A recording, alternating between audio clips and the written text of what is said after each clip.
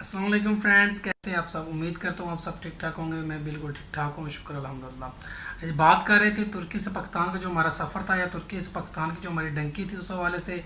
इससे पहले कह लें कि जो मैंने यानी कि बयान किया वो 5 पार्ट हो चुके हैं। अब ये 6वां और कह लें आखिरी पार्ट होगा उस हवाले से। इससे पहले जिस यानी कि जो मेरी बात है वो सारी अगर आपने नहीं देखी तो नीचे लिंक डिस्क्रिप्शन में मैं दे दूंगा, वहाँ से आप क्लिक करके देख सकते हैं। और दूसरे नंबर पे सबसे दोस्तों से एक रिक्वेस्ट है कि काफ़ी ज़्यादा दोस्त मेरे वीडियो को वॉच तो करते हैं लेकिन सब्सक्राइब नहीं कर रहे। तो आप सबसे यार दोस्तों से एक रिक्वेस्ट है कि प्लीज़ काइंडली मेरे चैनल को सब्सक्राइब भी कर दिया करें और साथ बेल के आइकन को भी प्रेस कर दें ताकि मेरी हर आने वाली नई वीडियो आपको बर वक्त मिल सके। अच्छा, ये बात कर रहे थे हमारा जो सफ़र था तुर्की से पाकिस्तान की जो डंकी थी, आज 12 दिन हो गए थे। जिस तरह से आपको इससे पिछली वीडियो में अगर आपने मेरे से देखा या सुना होगा, उसमें हम किस तरह से हमने वो डिपोर्ट सेंटर तक पहुँचे हैं और उस हवाले से कहने कि किस तरह से हम सफारत खाने में पहुँचे और सफारत खाने के तवज्जो से कहने कि जैसे जैसे वो आदमी हमें मिला और उसने हमें फिर एक टैक्सी करवा के दी और इस तरह से हम डिपोर्ट सेंटर में पहुँचे। अब डिपोर्ट सेंटर के में हमारे साथ किस तरह से उनका बिहेव था, वहाँ पे क्या था, तो वो इंशाल्लाह उससे आगे की आज हम बात करेंगे। अब यहाँ पे जब हम पहुँचे तो शायद उस वक्त टाइम था, असर का टाइम था, जब हम डिपोर्ट सेंटर में अंदर दाखिल हुए। डिपोर्ट सेंटर किस तरह से होता है, ये आपको जो लड़के इस रास्ते से आए हैं या जिनको नहीं मालूम मैं बता दूँ कि ये यूएनओ की तरफ से शायद इदारा है, इन्होंने कायम किया हुआ जो डिपोर्ट सेंटर है। वहाँ पे कहने के पहले वो बैग शेग हमारे जो बैग थे उन्होंने वो ले लिए, चेकिंग चेकिंग करके अंदर एंटर हो गए। वहाँ पे कह लें कि रूम सा बना हुआ है, काफ़ी बड़ा जेल टाइप उन्होंने वो बनाया हुआ, जाली शाली लगाई हुई है आगे, तो उसमें एंटर कर दिया उन्होंने। अब सुबह कह लें कि हमारा तर्जुमान आना था, जो पाकिस्तानी लड़का है जिसको कह लें कि ज़ुबान भी आती है फ़ारसी, कि ईरान में ज़्यादा फ़ारसी समझी जाती है। और हम उस हवाले से कह लें कि डिपोर्ट यानी कि सफारत खाने की तरफ से आ रहे थे, तो हमारी क्योंकि पहले ही आदमी ने उसने बताया हुआ था कि इस तरह से यार 5 लड़के आ रहे हैं तो इनको काइंडली आप डिपोर्ट का जो प्रोसीजर है वो बता दें। अब क्योंकि ईरान वाले जो थे वो डिपोर्ट नहीं थे कर रहे पकड़ के, तो अब हमने खुद डिपोर्ट उनको उसी हवाले से कह लें कि अब जो ये था डिपोर्ट सेंटर है, वहाँ पे कह लें कि खिचड़ी देते हैं, वो वाइट चावल होते हैं, उनमें वो दाल से डाल के 2 टाइम वो देते हैं, सुबह और शाम को देते हैं, दिन को नहीं देते थे। खैर, वो शाम को उन्होंने वो दिया। फिर हमने वहाँ पे रात कह लें कि पिछला भी सफ़र था, उससे पीछे भी क्योंकि सारी रात बैठ के गुजारी थी, वो जो लड़के वापस आ गए थे तो उस हवाले से, तो इसलिए हम कह लें कि यहाँ पे हमने अब रेस्ट की, आराम किया, सोए। सुबह तकरीबन 12 12 साढ़े 12 1 बजे फिर वो लड़का आया, वो सियालकोट का था शायद। तो उन्होंने बोला कि यार इस तरह से कि डेपुटेशन की पहले तो ये हो डिपोर्ट कर देते थे, अब क्योंकि डेपुटेशन बंद है तो आपको हो डिपोर्ट होना पड़ेगा, और उस हवाले से आपको कहने कि जो किराया या टिकट का किराया होता है गाड़ी का, वो आपको पे करना पड़ेगा। अब वो कितना था, वो कह लें 4 4 हज़ार रुपया। तो हमारे पास क्योंकि कई लड़कों के पास थे, अब जिनके लड़कों के पास नहीं थे, क्योंकि और काफ़ी ज़्यादा लड़के भी डिपोर्ट सेंटर में होते हैं, जो कह लें कि जो गेम में जा रहे होते हैं, ये कई रास्ते में कह लें जो लड़के जा रहे होते हैं वो भी पकड़ा जाते हैं, तो फिर यहीं पे डिपोर्ट सेंटर में ही आते हैं। तो उस हवाले से उसने बताया कि इस तरह से पाकिस्तान में आपको एक नंबर दे देता हूँ, अब वहाँ पे इजी पैसा लगवा लो तो मैं आपकी यहाँ पे पेमेंट कर देता हूँ, तो कोई इशू नहीं है। खैर, हमने वो उसको कह लें कि अपनी वो पेमेंट उसको करवाई। वहाँ पे जो हमारा उसके साथ वो 4 4 हज़ार रुपया उसने बोला था, हमने वो उसको दिया। वो सियालकोट का लड़का था, क्योंकि उसको फ़ारसी आती थी, वो तर्जमान हमारा बन के यानी कि उनको बता रहा था। अब उस हवाले से हमारे वहाँ पे उन्होंने ज़िदान शहर से अब जो ताफ्तान तक का सफ़र है वो तकरीबन वो भी कह लें कि 18 से 22 घंटे का वो सफ़र है। अब वहाँ पे हमारे कह लें कि एक दिन मज़ीद लग गया। अगली नेक्स्ट सुबह जो है उन्होंने हमारे वो कह लें कि फिंगरप्रिंट और वो पिक्चर ली जो हमारे डॉक्यूमेंट सबमिट करके वो आगे देते हैं। अब वहाँ से हमें उन्होंने निकाला, तो कह लें कि जब डिपोर्ट सेंटर से जैसे ही वो गाड़ी निकालते हैं या बड़ी गाड़ी होती है, उसमें कह लें कि जो लड़के इस तरह से तंग करते हैं भाग ना जाए, तो वो उन लड़कों के ऐसे पीछे हाथ पीछे बांध के, तो वो पीछे से वो बेल्ट या रस्सी लगा लेते। तो हमने यार वो जो लड़का था तर्जुमान जिसको ज़ुबान आती थी फ़ारसी, उसको बताया कि यार हम वो तो वापस जा रहे हैं, तो इनको कहो कि हम नहीं तंग करेंगे। बाकी सब लड़कों को भी हमने समझा दिया कि यार इनको तंग नहीं करना, तो नहीं तो अदरवाइज़ बड़ी यानी कि मुश्किल और ट्रबल होगी। तो इसलिए कह लें कि उस हवाले से उसने हमारी कह लें कि आगे उनको बात बताई कि ये लड़के कह लें कि आप हमारे हाथ नहीं बांधे, हम आपको तंग नहीं करेंगे, हम अपनी खुशी से इनके वापस जा रहे हैं। खैर, वो कह लें कि ईरानी वैसे तो किसी की बात नहीं सुनते मानते, लेकिन क्या इस हवाले से उन्होंने बोला जी ठीक है। अब हमारे कह लें उन्होंने हाथ चाथ तो नहीं बांधे, लेकिन अब वो 18 से 22 घंटे का जो सफ़र था वो हमें फिर ताफ्तान तक लेके, अब ताफ्तान से तकरीबन 3 किलोमीटर इनका एक और डिपोर्ट सेंटर है, वहाँ पे हम तकरीबन शाम मगरिब के वक्त पहुँचे, फिर से हमने रात वहाँ पे गुजारी। अगली सुबह तकरीबन कह लें कि 3-4 बजे हमें उन्होंने फिर वहाँ से निकाला, वहाँ से निकाल के तो आगे बॉर्डर तक ले आए, जो ताफ्तान का बॉर्डर था, पाकिस्तान और ताफ्तान का बॉर्डर है, वहाँ पे हम पहुँचे। अब उस हवाले से किस तरह से हम फिर आर्मी वालों के पास जो हमारी पिक्चरें और वो जो फिंगरप्रिंट है वो ले हुए थे, वो आर्मी वालों को पाकिस्तान की तरफ उन्होंने दिए।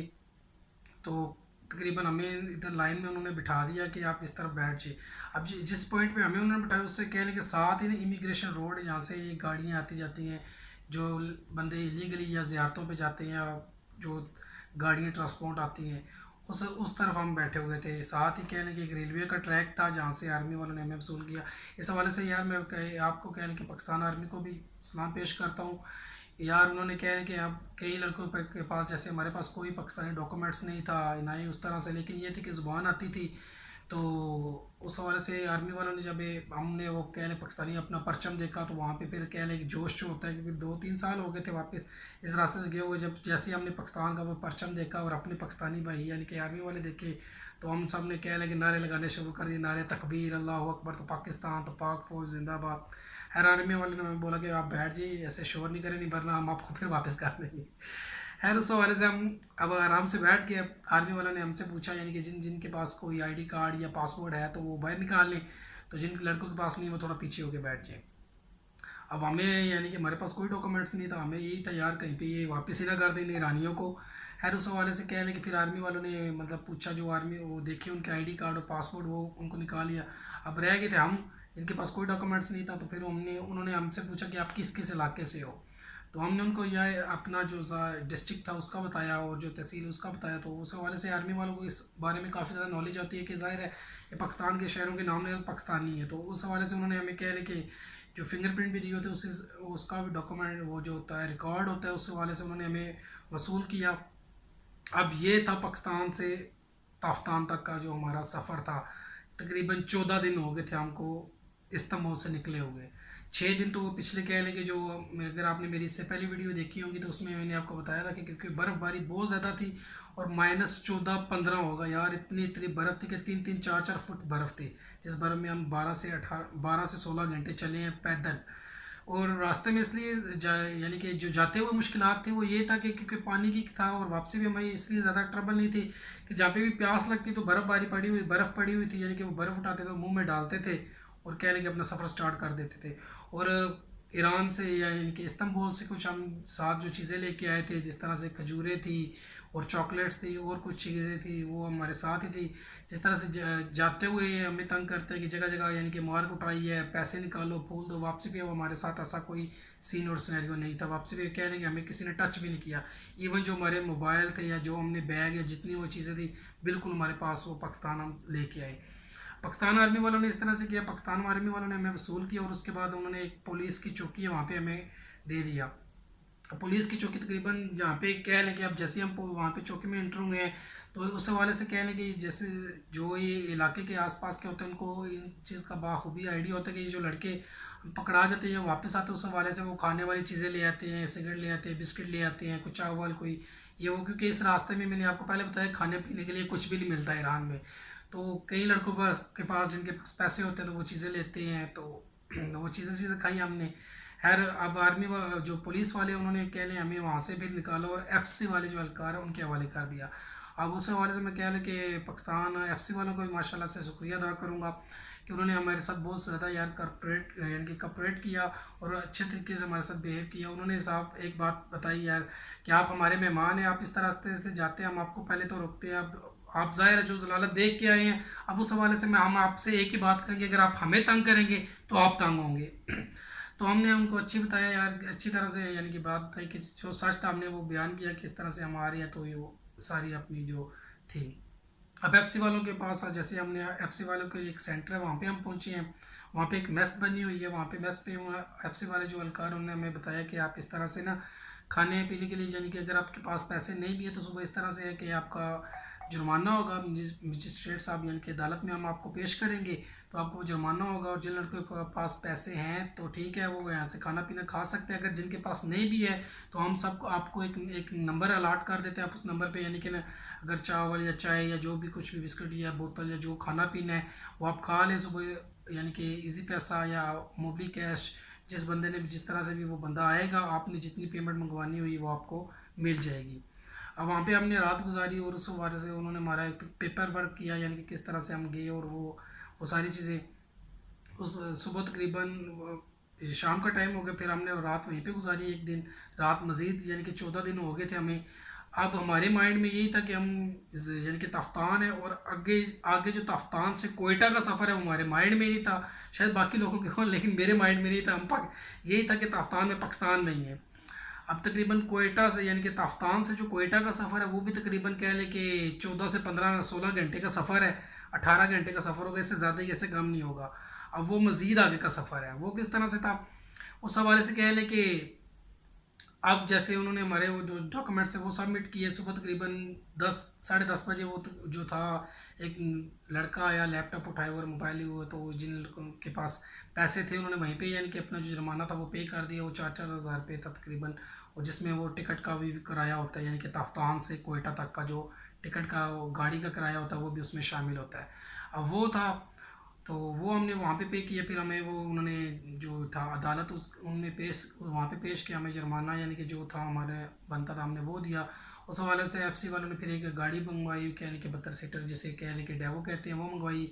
हम तकरीबन अब लड़के जो थे तकरीबन वो 40 से 45 लड़के हो गए थे।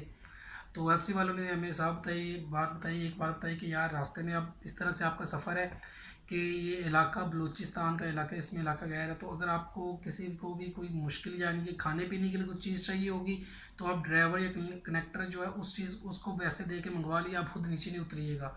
तो हमने बोला जी ठीक है। या किसी ने अगर वॉशरूम जाना है तो आप ड्राइवर से बात करें तो वो आपको जिस तरह से बोलेगा तो इस तरह से गाड़ी के साथ पास बैठ के मुँह शू कवर करके तो आपने अंदर आके बैठ जाना, बोलना नहीं है। क्योंकि ये इलाका की जो बलोची हैं वो कह रहे कि हम पाकिस्तान से या पंजाबी वैसे भी ये थोड़ी सी खार या खुंदक रखते हैं। उस हवाले से अगर आपने इससे पहले शायद में भी आज से 2-3 साल पहले एक वाक़या हुआ था जिसमें कह लें कि 22 से 21 लड़के कह लें कि ये रावलपिंडी गुजरात सॉरी रावलपिंडी मंडी बावलदीन और गुजरात के काफ़ी ज़्यादा लड़के जो बलूचिस्तान में मारे गए थे, यानी कि मार दिए थे इन्होंने, बलूचियों ने मारे थे या ईरानियों ने। और इस चीज़ का बदला कह लें पाकिस्तान आर्मी ने और एफसी वालों ने भी वहाँ पे कह लें कि उनके फिर घुस के उनको मारा, जो चोर थे या जो डाकू थे उनका उन्होंने वो बदला लिया। उस हवाले से यार मैं आपसे एक बात पहले में जो पहली भी अगर मैंने अपनी वीडियो देखी होगी उसमें मैंने आपको एक बात यही कही है कि कभी भी यार खुदा इस रास्ते में ना जाएं डंकी लगा के और अनलीगल किसी भी, ये नहीं कि तुर्की में, मैं आपको यही प्रेफर करूँगा कि किसी मुल्क में भी ना जाएं, क्योंकि वहाँ पे आप कह लें 1-2 साल बाद यार बंदे को सारी समझ आ जाती है कि यार इनलीगल आपकी कोई वक़्त और कोई वैल्यू नहीं है किसी मुल्क में भी, क्योंकि कोई बहुत ज़्यादा मुश्किलात और ट्रबल होती है। आप लीगली भी वापस भी आना चाहिए, डिपोर्ट होकर भी आना चाहिए, तो आपको तकरीबन 1 मंथ का प्रोसीजर है, जो 1 मंथ आपको वो पहले आउट पास लेना पड़ेगा। वो क्या प्रोसीजर है वो इंशाल्लाह मैं अपनी आने वाली नेक्स्ट वीडियो में आपके साथ शेयर करूंगा कि किस तरह से लीगली बंदा डिपोर्ट होकर पाकिस्तान वापस आते हैं। हमें इंस्ट्रक्शन तो थी वो दे दी कि यानी कि आप इस तरह से यानी रास्ते से यार उतरिएगा नहीं, तो बाहर नहीं जाइएगा। अगर कोई चीज़ मंगवानी या खाना पीने के लिए कुछ चाहिए तो ड्राइवर या कनेक्टर को बोलिएगा, वो आपको ला के दे देगा। हमने बोला जी ठीक है। अब यार माशाल्लाह से उन्होंने काफ़ी ज़्यादा हमारे साथ कॉपरेट किया हुआ था, तो हमने बोला जी ठीक है कोई बात नहीं है। अब हमारा जो वहाँ से सफ़र था तकरीबन मगरिब का टाइम हो रहा था, असर से वक्त जा रहा था और थोड़ा सा ना यानी कि ना आसमान जो था वो जर्द पड़ रहा था जब उन्होंने हमें गाड़ी में बिठाया। अब वहाँ से हम गाड़ी में बैठे हैं, वो गाड़ी तकरीबन हम उस गाड़ी ने हमें सुबह कह लें कि अब ये फजर की अजानें नहीं थी हुई जब हम कोयटा सदाबहार टर्मिनल में इंटर हुए। अब जब से ही हम सदाबहार टर्मिनल में वो गाड़ी इंटर हुई तो वो सारी कह रहे कि आज से कह लें जो 2.5-2 साल पहले हमारा जो सफ़र स्टार्ट हुआ था, तो हमारी वो सारा सीन और सिनेरियो आंखों के सामने आ गया कि इस तरह से हम इस पॉइंट पे बैठे हुए थे, इस तरह से हम इस जगह पे गए हैं। तो वो सारी चीज़ें खैर अभी क्योंकि टर्मिनल क्योंकि बंद था, वहाँ पे एक उनका जो चौकीदार था वो बैठे हुए थे, खान बाबा, उनकी माशाल्लाह से 6 फीट हाइट थी। वो वहाँ पे कह लें कि हीटर सा लगाया हुआ है और वहाँ पे बैठे आगो। तो उन्होंने बोला यार अगर आप यहाँ पे नहीं रहे, यहाँ पे आपको एफ आई ए वाले आएंगे तो वो आपको उठा के फिर ले जाएंगे। तो आप इस तरह करें कि जो अंदर चले जाएं, वहाँ पे रेस्ट रूम है, वहाँ पे जाके आप बैठ जाए। तो अभी थोड़ी देर तक वो जो होटल है मेस है वो खुल जाएगा, अगर आपने नाश्ता वाश्ता करना है तो आप अंदर बैठ जाइए, यानी कि बाहर नहीं घूमे, फिर आपको वो एफसी वाले पकड़ के ले जाएंगे। अब हमने उनकी कहने कि हमें थोड़ा सा आइडिया था कि वाकई यार पकड़ के ले जाएंगे, क्योंकि जाते हुए भी उन्होंने बोला था जिस तरह से कि आप बाहर आ जाएं अंदर नहीं आएंगे। तो खैर यार, ये कह लें कि एफसी वाली भी, एफआईए वाली भी यार हमारी बेहतरी के लिए भी कहते हैं यार। इस रास्ते में कह लें कि 99% कह लें कि मौत है और कुछ भी नहीं है। मैं सब अपने दोस्तों से यही बात करूँगा, ये यार कभी भी गलती से भी खुदा रहे डंकी लगाने का नाम नहीं लेना। कोयटा में जिस तरह से अब तकरीबन फजर का यानी कि वो टाइम हो गया, अजान नहीं हुई, फिर उसके बाद क्योंकि पिछला भी सफ़र था हमारा, जो रात थी वो इसे जागते हुए गुजरी। अब मैं जहाँ पे वहाँ पे पहुँचा तो मैं क्योंकि सो गया, तकरीबन 2 घंटे सो गया, तो सुबह फिर वो मैस टेस्ट खुली, वहाँ से हमने नाश्ता शाश्ता किया। अब पहले हमारे यानी कि जो लड़के थे 5, इनका यही माइंड था कि यार ट्रेन में चलते हैं। तो ट्रेन कह लें कि उन दिनों शायद ये बुक थी, जो इस्लामी जमात वाले हैं, इनका कोई प्रोग्राम था या तबलीगी वाले जमात वाले थे इनका था। तो ये ट्रेन कहने के पहले बुक थी सारी। तो फिर उस हवाले से क्योंकि एक पाकिस्तान में अब लड़के हम पहुंच चुके थे, अपनी कहने कि वो ज़ुबान आ रही थी, तो उस हवाले से कह लें कि अब सब ने अपनी अपनी फिर गाड़ी ली और अपनी अपनी राह को हो चले। कई लड़के इनके थे रावलपिंडी के, तो उन्होंने रावलपिंडी की वहाँ से गाड़ी ली। कई गुजरांवाला के थे, उन्होंने गुजरांवाला की फिर वहाँ से गाड़ी ली। अब जो हम तकरीबन 4 लड़के थे, 2 तकरीबन और लड़के हो गए थे साथ में, और वो जो हमारे इलाके के थे। तो उस हवाले से कह लें कि अब सदाबहार में उस तरह से बाकी एरिया, तो उन्होंने एक नया टाइम निकाला था, जो कह लें कि यहाँ से आता था तलाकंद वाली साइड से ना, यार अभी मेरे माइंड वो नाम नहीं आ रहा। तो उन्होंने वो नया यानी कि नया नया टाइम वो उन्होंने तब लॉन्च हुआ था। उन्होंने फिर वो वहाँ पे कहने कि एक इजी पैसा की वो वहीं पे टर्मिनल में एक शॉप है, वहाँ से फिर पैसे मंगवाए और जो टिकट्स थी वो बाय की। तो अब हमारा फिर हम सफ़र स्टार्ट हुआ, यानी कि पाकिस्तान अपने घर की तरफ रवाना हो गए। तो कोयटा से जो कहने के हमारे घर तक का यानी कि हम अपने अपने इलाके का सफ़र है, वो भी तकरीबन 24 से कहने के 26 से 26 27 घंटों का सफ़र था। वो हमने तय किया। अब यहाँ पे हमने एक रास्ते में यानी कि जैसे ही आए हैं, तो वहाँ पे हमने पाकिस्तान में देखा कि बर्फ़बारी। अब हम पीछे यानी कि ईरान में बर्फ़बारी, तुर्की में बर्फ़बारी, और पाकिस्तान में आ गए फिर भी बर्फ़बारी। यार जान ही छोड़ दी, हम कहें या अल्लाह के मुसीबत पास गए हैं। खैर, वो हमारा सफ़र स्टार्ट हुआ और तकरीबन हम जो अपने कहने के जो था हमारा बस स्टैंड, वहाँ पे जाके उतरे हैं सुबह 10 बजे। यानी कि एक सुबह हम बैठे हैं 11-12 बजे, और दूसरी सुबह यानी कि हम 10 साढ़े 10 बजे यहाँ पे पहुँचे हैं। फिर हम कहने के आगे से हमारा पहले ये माइंड था कि यार पहले इस तरह से हम वहाँ पे जाएंगे, थोड़ा शेव शेव करवाएंगे, फिर घर जाएंगे। लेकिन कहने के वो इतनी जैसे यार वो तजस्सुस या वो कहने घर जाने की एक होती है कि हमने बोला नहीं यार सीधा घर ही चलते हैं। तो उस हवाले से कह रहे कि मैंने अपने यानी कि भाई था जो उसको कॉल की कि हम यहाँ पे यानी कि पहुँच चुके हैं, तो आप कहीं तरह हो। तो उसने बोला कि मैं यहाँ पे, तो उन्होंने हमें आके रिसीव किया, फिर हम घर पहुँचे। और शुक्र अल्हम्दुलिल्लाह, ये था जी हमारा सफ़र। उम्मीद करता हूँ आपको मेरी वीडियो या बातें पसंद आई होंगी। इस हवाले से यार मैं लास्ट पे और कहने काफ़ी मैंने वीडियो पहले जो अपनी वीडियो स्टार्ट की थी उस हवाले में उसमें भी ये कहा था कि इनलीगल या इस रास्ते से डंकी लगा के कभी भी ना जाए। कहने की यार हम पंजाबी में कहा था कि जितना कोई दुश्मनी है भैया वैर मकाड़ा वन, उन पैसे दे के तो डंकी लगवा दो। जेंट यानी कि जो बातें करते हैं धोखा फ्रेब सब फ्रॉड है यार, सब झूठ है। 70,000 60,000 50,000 कमा लोगे, सब झूठ और सब फ्रॉड है। ये जो जेंट कहते हैं जी घर में भी ना बताएं, आप निकल आए, पेमेंट पहुंच के होगी। वो पेमेंट पहुंच के क्या होती है, जो मैंने आपको, अगर आपने इससे पहले मेरी वीडियो देखी हुई है तो उसमें मैंने आपको बयान किया होगा, जो दो को ब्याजित है जहाँ पे यानी कि पेमेंट होती है, हवाला होते हैं, वहाँ पे खाने के लिए वो किस तरह से हमें वो देते हैं और किस तरह से वो बिहेव करते हैं। जिनकी पेमेंट्स लेट हो जाती है उनको फिर वो मारते हैं। तो कहने के बंदा यार ये फिर दोनों हाथ जोड़ के कहता है कि पिछले वालों के जो कुछ भी है मकान बेचो, जो करो, पैसे दो। तो यार इस हवाले से मैं काफ़ी ज़्यादा के और भी मुश्किलात हैं वो इंशाल्लाह मैं अपनी आने वाली अपनी नेक्स्ट वीडियो में बताऊंगा। ये था जी हमारा तुर्की से पाकिस्तान का जो सफ़र था या डंकी थी, उस हवाले से दे। अब कह लें कि ये हमारा सफ़र कंप्लीट हुआ। तो इंशाल्लाह मिलते हैं इंशाल्लाह अपनी आने वाली नेक्स्ट वीडियो में। तब दिन तक दो मुझे इजाज़त।